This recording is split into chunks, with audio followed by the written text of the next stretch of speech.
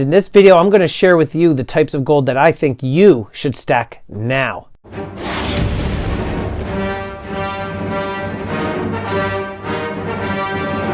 How you doing, everybody? Welcome to Empire Precious Metals. Thanks so much for watching.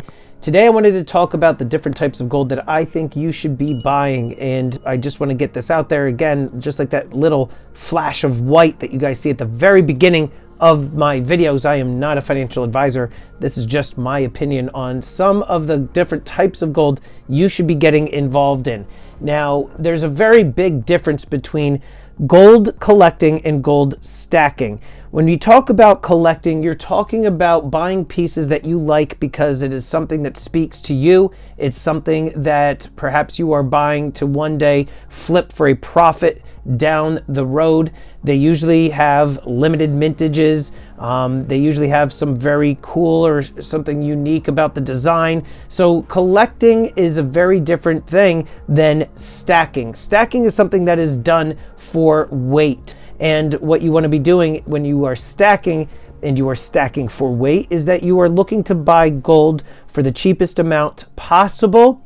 So that way, one day, when it comes time to liquidate, you can hopefully realize a decent return. It's also for financial purposes. It's also for insurance and a hedge against inflation and all that good stuff. So when it comes to stacking and collecting, what are the types that you should be buying right now? And what I want to say is, first and foremost, the American Gold Eagle. This is one of the most popular gold coins in North America and perhaps in the entire world. This is a 1 ounce gold coin. These typically have, I would say, anywhere between a $50 to $100 premium over spot on them, depending on where you buy them. But these are a very popular coin in the United States, North America, and around the world.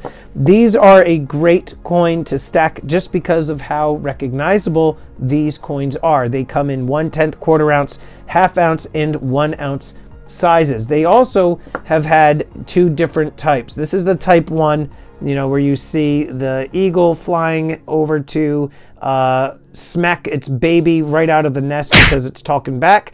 And then the type 2 kind of looks like a buzzard head. I actually think I might have one right here. These are 10th ounces right here, but there's the type 2.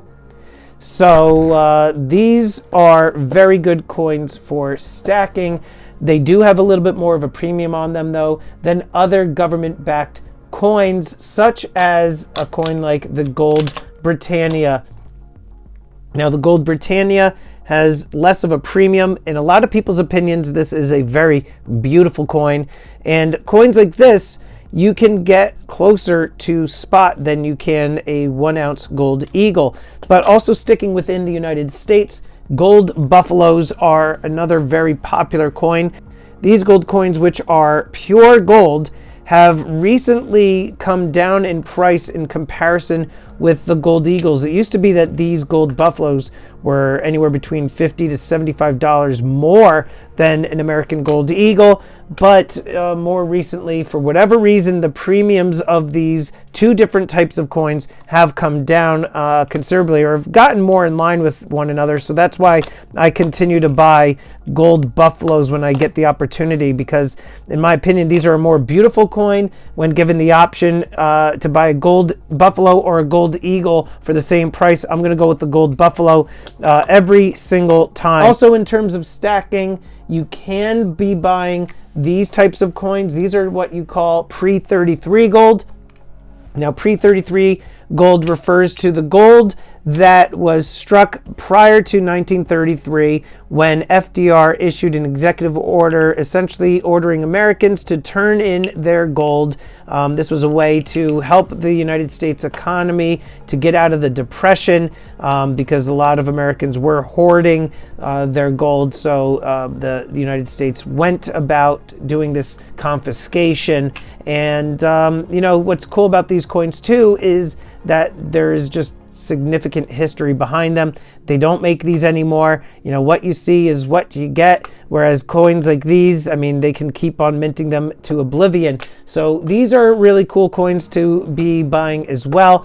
It's always good to have a little bit of a variety in your stack, but that is pretty much in my opinion, the things that you should be stacking are cheap gold government-backed coins like Gold Britannia or Gold Maple Leaf. I hate Krugerrands, but listen, if you like them, go for it too. And like a Gold Eagle. But now when it comes to collecting, there are some coins that you should be collecting, other coins that you should stay away from. Now, some people would argue these types of gold coins are coins that you should stay away from. I don't completely agree, and I don't completely disagree with that. These have a very limited mintage. Off the top of my head, I forget. I know that there's maybe 1,700 or so of each of these. These are the gold check lions. I bought these for ballpark $1,900, $2,100 each. I don't have my spreadsheet open right now, but they go for a considerable amount more. I sold some of these, I think, for like $3K, maybe even $3,200. But more recently, they actually just came out with the next one in the series, and I think it looks atrocious. So I didn't buy it. I think it just looked like absolute doggy do. I'm looking at the backs here, the obverses, and they are actually very different. But anyway, is this a series that you should be collecting? I don't think so. This is something that I kind of like myself, but that's not one that you should necessarily be collecting. The one coin series that I would say that you should be collecting, and it's not too late for you to get in on it, are the Spanish gold coins right here. These are the first bullion grade gold coins that Spain has ever minted. The first one is the reverse proof links here. I'm trying to get this here. There you go. The reverse proof links. This is the very first in the series. Just a really, really nice looking coin. Second in the series is the gold bull, also known as the toro. What's cool about the toro is that it has this security feature with the lenticular design. I believe it's like a 4-direction lenticular design.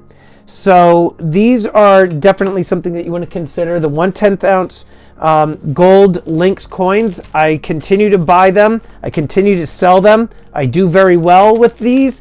I have some of these available on my website, empirepreciousmetals.com. But these, in my opinion, are great because you could get them for a decent price. And they go anywhere to $320, $330. You can get them for cheaper on my website. But the 1/10 ounce gold Lynx coins, you should consider getting those because very, very soon the 1/10 ounce gold bulls will be dropping. Now, I think that in terms of other series that you should collect, you're starting to get into higher premium items. It's kind of a little bit of a crapshoot unless you know what you're doing. I've purchased coins such as like these here, the mythical Chinese creatures. These are the only two in the series that I have. There have been, I think, like 6 or 7, but these, go for quite a premium.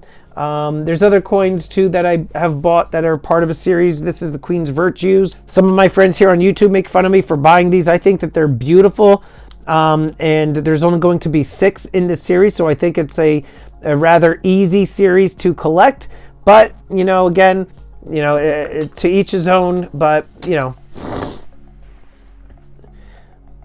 and these also are relatively inexpensive when you compare the price of these coins to like an American Gold Eagle. I think that there's some flip side.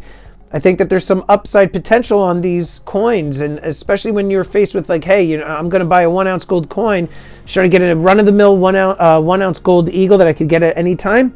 Or should I get something that has like a limited mintage for roughly the same amount? Anyway, let me know in the comments down below what type of gold coins are you stacking and what kind are you collecting. See you on the next one.